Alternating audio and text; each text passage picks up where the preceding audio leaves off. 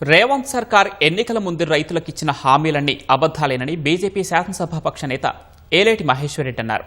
తెలంగాణలో రైతులు మోసపోయి దళారుల చేతిలో దోపిడీకి గురవుతున్నారన్నారు.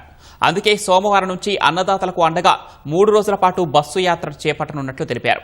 సోమవారం ఉదయం పార్టీ కార్యాలయం నుంచి ప్రారంభమై చేవెళ్ల నియోజకవర్గంలో భరోసా యాత్ర సాగుతుందని, సాయంత్రానికి గజ్వేల్ చేరుకుంటుందని తెలిపారు. ఆ తర్వాత 2 రోజుల్లో భువనగిరి, వరంగల్ మీదుగా పెద్దపల్లి వరకు యాత్ర కొనసాగుతుందని స్పష్టం చేశారు.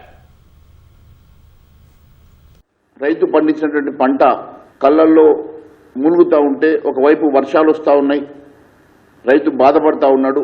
రాష్ట్ర వ్యాప్తంగా ఈరోజు కనీసం 30% కూడా కొనుగోలు పూర్తి చేయలేనటువంటి ప్రభుత్వం పూర్తిగా వైఫల్యం చెందింది. నేను అడుగుతా ఉన్నాను, గౌరవ ముఖ్యమంత్రి గారు మొన్న ప్రెస్ మీట్ పెట్టి 80% పూర్తి చేశానని చెప్తా ఉన్నారు. ఏ లెక్కల ప్రకారం మీరు 80% కొనుగోలు పూర్తి చేశారో మీరు సమాధానం చెప్పాలని అడుగుతా ఉన్నాను. ఈ రాష్ట్రంలో ఎంత వరి పండుతుందో మీకు లెక్కలు ఉన్నాయా?